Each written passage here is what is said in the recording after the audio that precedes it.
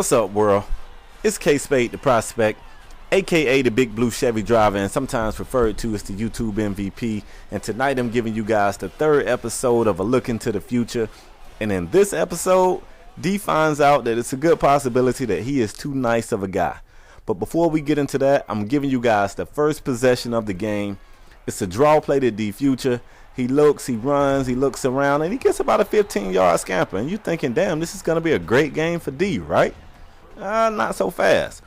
If you remember in the first episode, I told you guys the APB Academy was like, even though it's a polar opposite, it was kind of like Oak Hill Academy, what they do for basketball players. All of these kids are D1 talent. A few of them will probably end up in the pros, and it's not all about D like it was back in Texas. So that's somewhat known, but what happens in this game is just super strange. But hold on one second, y'all. Body bag, bitch. Oh, wait, y'all just wanted me to say body bag without the bitch, didn't you? My bad. I get it right. But at any rate, D Future's playing some middle linebacker this year. He's definitely not afraid of contact. So on this interception, he just straight decapitate this guy. Not only does he knock the hell out of him, but he barrel rolls, and then he said, I'm just going to kick it on y'all sideline. Just stand over here and drink y'all Gatorade. Now do something about it. And I'm showing you guys with a minute left in the third, D only has 3 carries. What the hell is this coach doing? Look, I know he's got other talented kids on this team, but he only has one D Future. Somebody needs to talk to him. But it's an ugly win nonetheless. But APB pulls out a 3-point win. And D Future only has 5 carries. 5 carries for 4 quarters? That's bullshit. But at any rate, D had a pretty decent defensive game. He didn't fill up the stat sheet, but he did recover a fumble. He did have his first sack of the season. And, he had the hardest hit of the game, even though it came from him playing the running back position. But let me tell you, Mr. and Mrs. Future was pissed after this game. They were livid. So they came and they had a chat with the dean. They had a chat with the coach. And then they had a little chit-chat with their son. Because it's also opportunities for him to be more assertive on the field, and he's got to start doing it. So even after that bad game, he gets a scholarship offer from Texas. Also one from Alabama. And being from Texas, seeing the Texas scholarship offer come through, it put D's spirits pretty high. And then speaking with his parents, it refocused him. So unfortunately for East Point, they happened to be coming to APB. Well, they wasn't literally coming because they're the home team here, but they was facing APB with D Future on high spirits, with a refocusing conversation with his parents, and he was running the ball hard. So early and often he's getting the ball. Well, not too often because this is still APB Academy. Y'all look at this. 3rd and goal. That sounds like a D Future situation to me, but it's a pass and it's a touchdown. And you see D cheering for his teammates. I don't know if D is really happy for his teammates or what. I told you guys in episode 1 that this guy is very mindful of what it takes to get to the next level. He knows that diva players are not liked or welcome. He's not going to be a young T.O.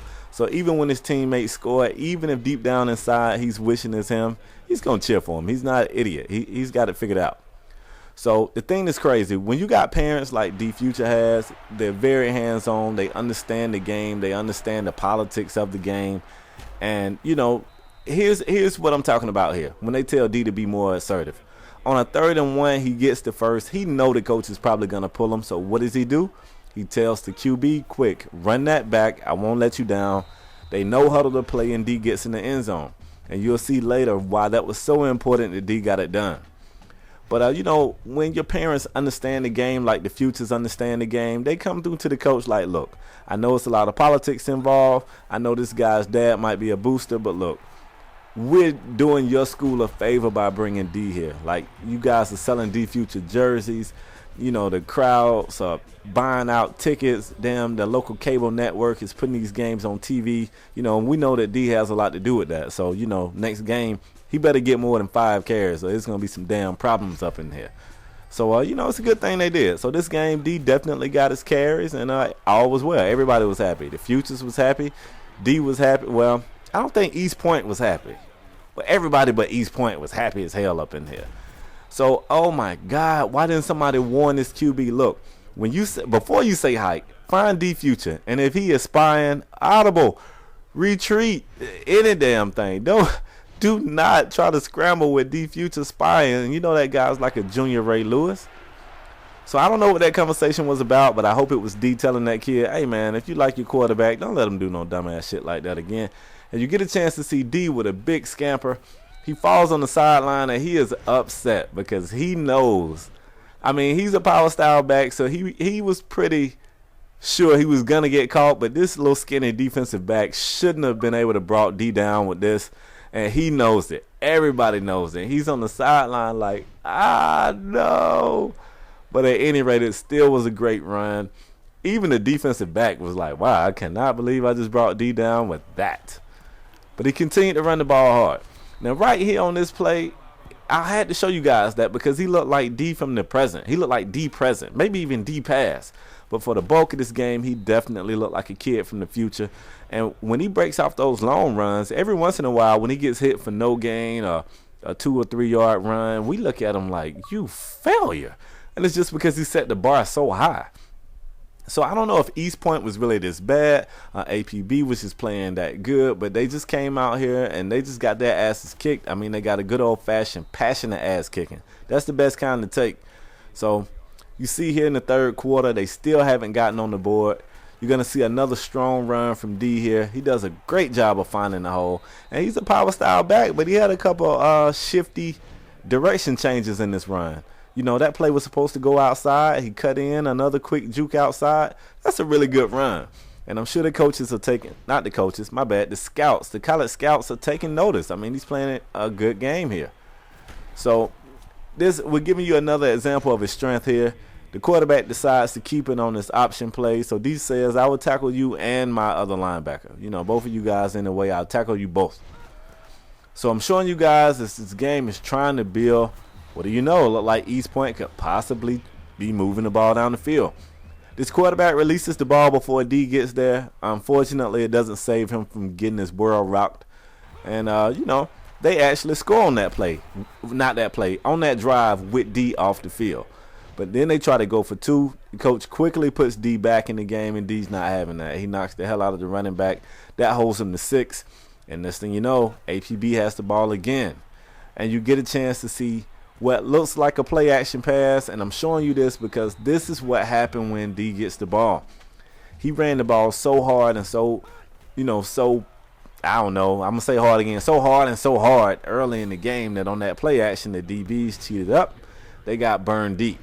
So you see another strong run. I mean, even though this one guy brought him down, like he was fighting and he needed everything he had in him to bring D down. D is a monster out here, y'all. He is really a monster. So I want to show you this play here. On 2nd and short, you see D has the pulsating heat right here. And they give him the ball. Does a great job of finding the hole. And he breaks the tackle. You're thinking no big deal. But I'm going to show it to you again. And I want you to watch the non-ball carrying hand. He's going to issue out the left-hander fellowship. Web app. Knocks this first kid out the way. And I'm going to show you a second angle on this. I'm so glad he fell because he almost broke this kid's neck. Can we get that again? Let's get it again. All right. Takes the handoff. He's looking for the hole. Looks like an ordinary run. No big deal. Strong safety runs up. And he gets knocked out the way. No big deal. Now look at this. D, what do you do? Don't break his neck. D, you gonna break his neck? D! Look, if D hadn't fallen there, like he was straight mushing this guy's head to the left or the right or whatever. So needless to say, APB gets the victory. It's a big win, 38-6. Like I told you guys, it's an ass kicking. And guess what? Even though D had a ton of yards, the only touchdown he had was the play that he just refused to come off the field on. So this is kind of what his parents meant about being more assertive. Running the ball harder, yeah, that's part of it. But also being like, wait a minute, I got us all the way down the field. I'm not coming off of this field. You know what I'm saying? I'm not going to run the ball all the way down the field to give somebody else a touchdown. So this is the type of game that we expect from D, and we hope to see a lot more of these. Of course, he's the player of the game. And that's really all I got on this. I'm trying to see. I think I'm going to give you guys another look into the future by this weekend. So stay tuned. Give me some feedback. Let me know what you think about this series. Also, another Pigskin Pro series will be on the way soon.